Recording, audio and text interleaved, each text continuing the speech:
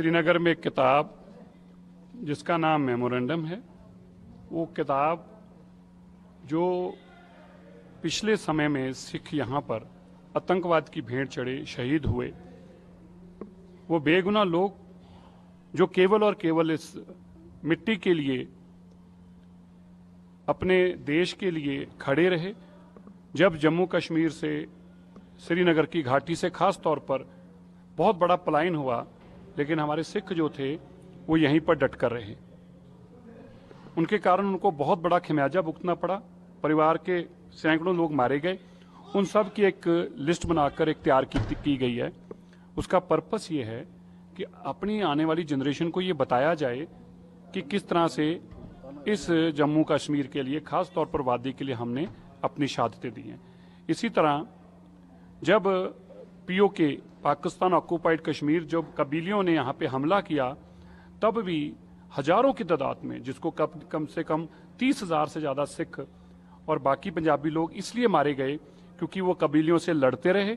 भारत की सेना जब तक यहाँ पहुंचती, जब तक एयरफोर्स का एयरपोर्ट सेफ रहे, तब तक एयरपोर्ट, एयर स्ट्रिप के ऊपर कोई कबीले जो है कब्जा ना कर पाए, उसको रोकने के लिए हमारे सिखों ने बहुत बड़ी कुर्बानी दी। आज इस बुक को यहाँ लॉन्च किया, वहीं हमारी कम्युनिटी के लोगों ने इस बात पे जोर दिया है कि भारत की सरकार को हमारी इन कुर्बानियों की भावनाओं की कदर करनी चाहिए। जब बाकी लोगों को रिजर्वेशन मिली है नौकरी अंदर, तो सिखों को क्यों नहीं? अगर बाकी लोगों को रिजर्वेशन मिली है सीटों में, तो सिखों को क्यों नहीं? हमारा अधिकार है कि हमारे लिए भी सीट रिजर्व की जाएं। हमारा अधिकार है हमारे लिए भी नौकरियां रिजर्व की जाएं। गृह मंत्री जी ने विशेष तौर पर सरदार बलदेव सिंह जी के एक डेलीगेशन से मुलाकात की थी।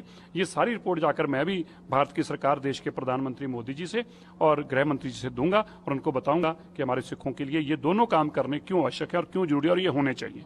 डिलिमिटेशन में जो है 2 सीटें दी गई हैं, वैसे सिखों की मांग है कि उनकी सीटें भी दी जाए। बिल्कुल, वही मैंने कहा कि जो इनकी मांग है वो हम देश के गृह मंत्री और प्रधानमंत्री दोनों से शेयर करेंगे। वही मैंने बात की कि ये इनके साथ बेइंसाफी है, ना नौकरी में रिजर्वेशन, ना सीटों में रिजर्वेशन, और लड़ने के लिए और शहीद होने के लिए हैं, इसलिए ये जरूरी है। पहली बार डॉक्यूमेंट किया गया है इस किताब का, आपको लगता है कि एक फायदेमंद चीज रहेगी? बिल्कुल, ये फायदेमंद रहेगी। सरकार से भी हम बात करते वक्त ये बता पाएंगे, डेटे को उनके सामने रख पाएंगे। जिस तरह से आज एनसीईआरटी ने हम देखा कि बुक्स में उन्होंने चेंज किया है भारत, तो आपको लगता है जम्मू कश्मीर को भी इससे फायदा होगा?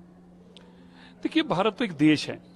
देश के हर बच्चे को, देश के हर बड़े को, देश की इस धरती को, सबको फायदा होगा। मकसद क्या है? भारत तो एक हमारा देश का नाम है ही है। जो इंग्लिश नाम हमें दिया गया था, ऐसा मानना है कि उसको हम भारत के कल्चर को अडॉप्ट करें, हम यूरोपियन कल्चर को, ब्रिटिश कल्चर को अडॉप्ट ना करें। बहुत सारी चीजें आपने देखी होंगी, जब से ब्रिटिश इस मुल्क को छोड़ के गए हैं, हमने बहुत सारी चीजें उनके नाम से छोड़ी हैं। माय लॉर्ड, हमने उस नाम को हटाया जो पहले कहा जाता था। आजकल ऐसी बहुत सारी चीजें हैं जो हमें विरासत में इंग्लिश जो है हमारी राज था उससे मिली थी, उसको एक एक करके त्यागा गया है। तो भारत तो हमारी संस्कृति का हिस्सा है, वही रहे।